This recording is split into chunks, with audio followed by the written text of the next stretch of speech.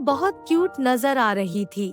अश्वत्थ के दिल में अचानक से हलचल होने लगी। वैसे तो अश्वत्थ को अपने दिल और दिमाग दोनों पर पूरा कंट्रोल था, पर टिया को ऐसे देखकर उसका कंट्रोल कहीं खो सा गया था। वह अपने शरीर में हो रही गुदगुदी को साफ साफ महसूस कर पा रहा था।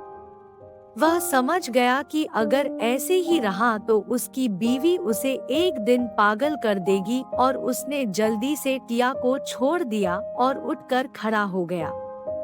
टिया उसके ऐसे करने से हैरान थी, पर वह भी जल्दी से उठ गई और एम्बेरसमेंट से बचने के लिए वह अपने दोनों टेडीज को देखने लगी।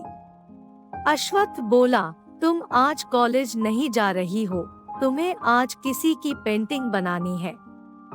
तो यह सुनकर टिया ने उसे सिर उठाकर देखा।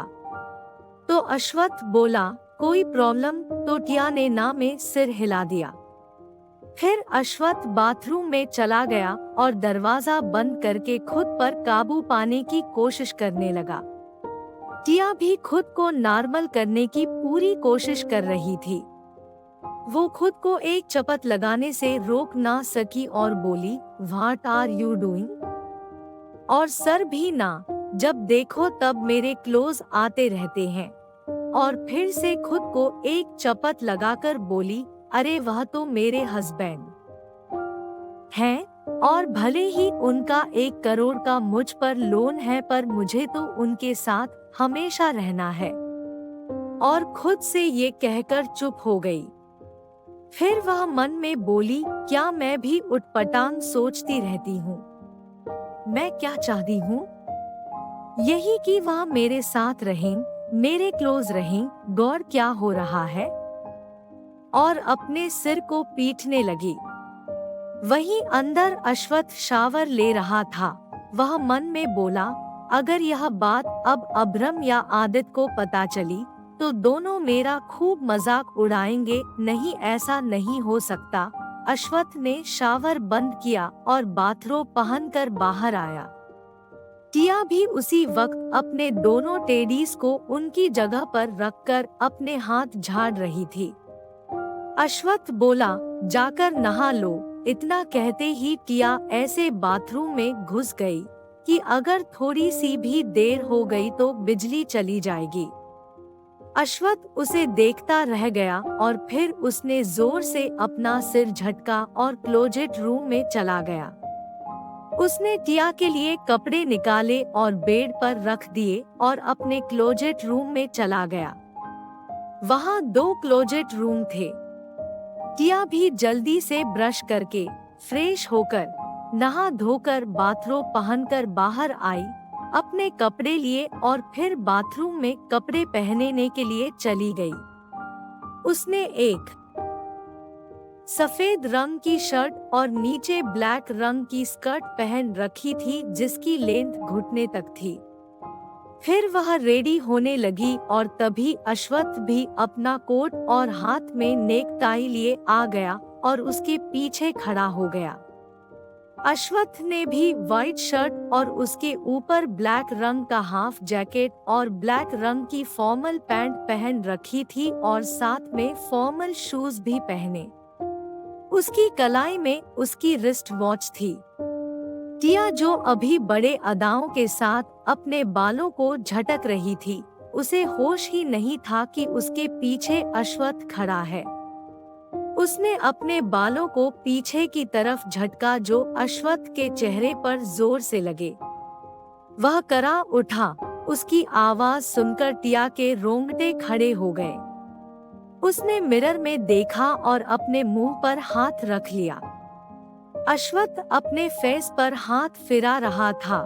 टिया जल्दी से पीछे मुड़ी और डरते हुए बोली, I am really sorry sir, मैंने नहीं देखा था कि आप। टिया डर रही थी कि कहीं अश्वत्थ उसे कोई पनिशमेंट ना दे दे। अश्वत्थ ने कुछ नहीं कहा और उसके हाथ में टाई दे दी।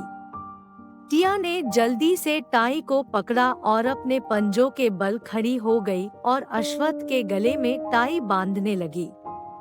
उसने उसके कॉलर ऊपर किए, फिर उसके कॉलर का बटन लगाया और टाई को कस दिया।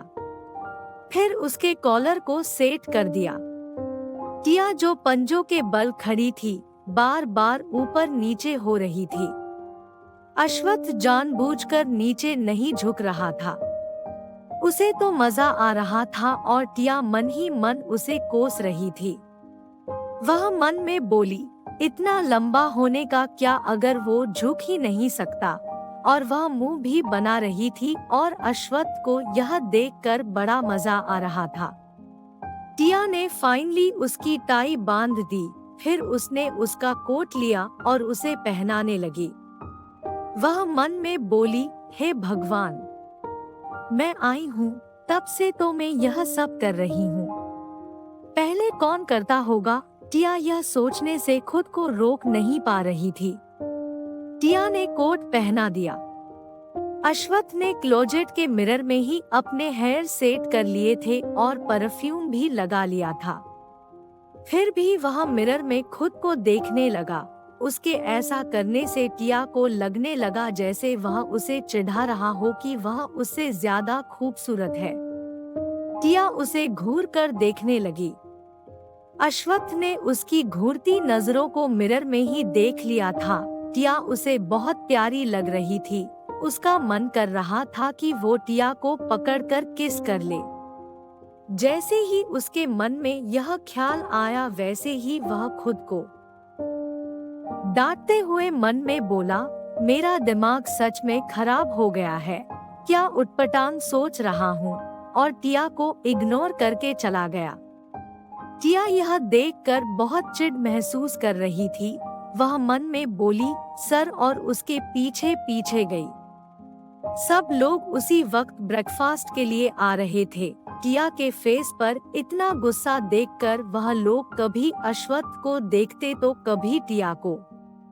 अश्वत्थ तो हमेशा की तरह शांत था, पर उसकी आंखों में आज एक शरारत थी।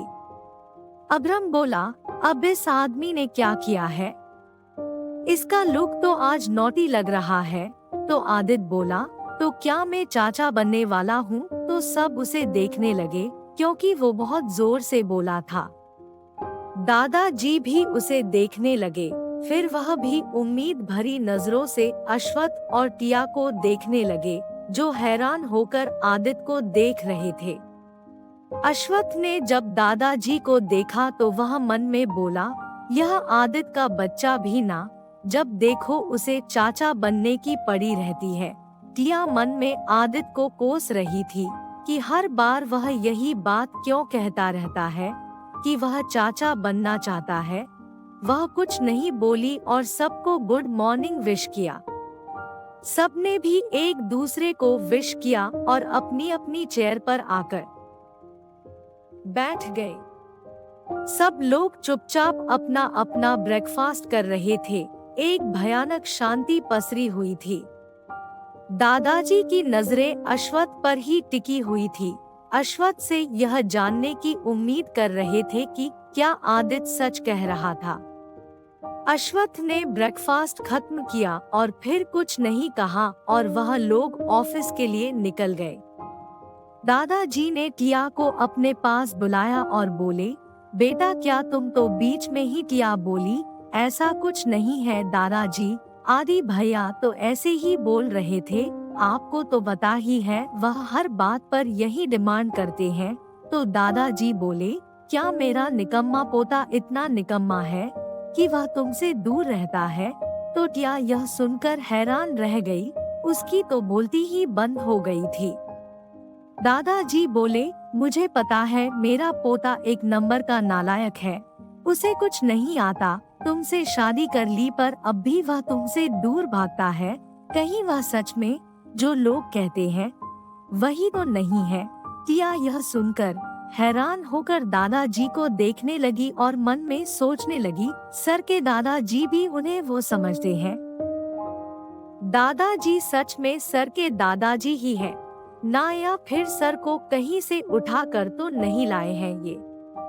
हे भगवान, क्या सर सच में। वह भी यह सोचने लगी। फिर उसे एकदम से उसके और अश्वत्थ के कुछ रोमांटिक सीन्स याद आ गए। वह मन में बोली, पर उनकी हरकतों से तो नहीं लगता कि वो है। मैं भी क्या सोच रही हूँ, दादाजी बोलते ही जा रहे थे। वह रुकने का नाम ही नहीं ले रहे थे। दादाजी के मुंह से अश्वत्थ के बारे में इतनी सारी बातें सुनकर तो टिया का मुंह खुला का खुला ही रह गया। वह कुछ बोल ही नहीं पा रही थी। तभी एक सर्वेंट आई और बोली, दादाजी, मिस्टर कल्याण आए हैं।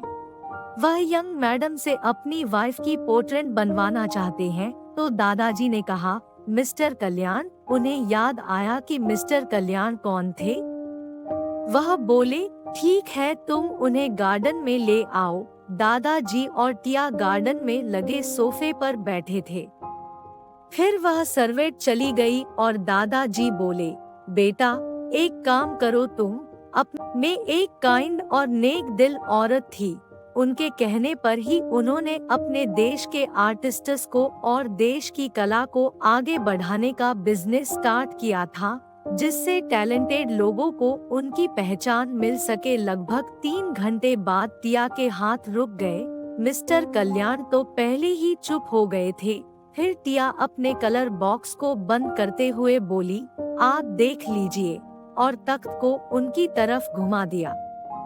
जब उन्होंने पेंटिंग देखी तो वह देखते ही रह गए। सेक्रेटरी तो पहले से ही हैरान थी और अब और ज्यादा हो गई थी। और मिस्टर कल्याण खुशी से उठ खड़े हुए और टिया के पास जाकर बोले, मैं यही ऐसा ही पोर्ट्रेट चाहता था। मैं यही एक्सप्रेशन अपनी वाइफ के पोर्ट्रेट में देखना चाहता था। वो एक्सप्रेशन जो मैं अपने लिए उसकी आंखों में देखता था। और वह पेंटिंग को देखने लगे और फिर टिया को देखकर बोले, thank you so much Mrs Aryan. तो टिया ने हल्का सा स्माइल किया। दादाजी बहुत खुश थे।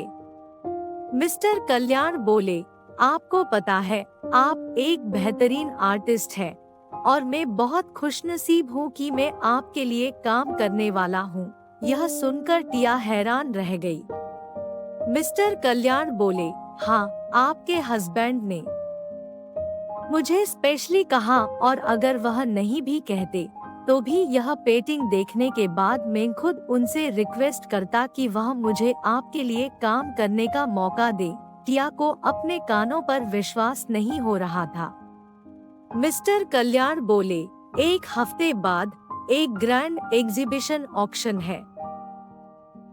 हेलो दोस्तों, अगर आप नए हो तो हमारे चैनल को सब्सक्राइब जरूर कर ले और बेल आइकन को जरूर दबा दे ताकि नए वीडियो आप तक पहुंच सके। धन्यवाद।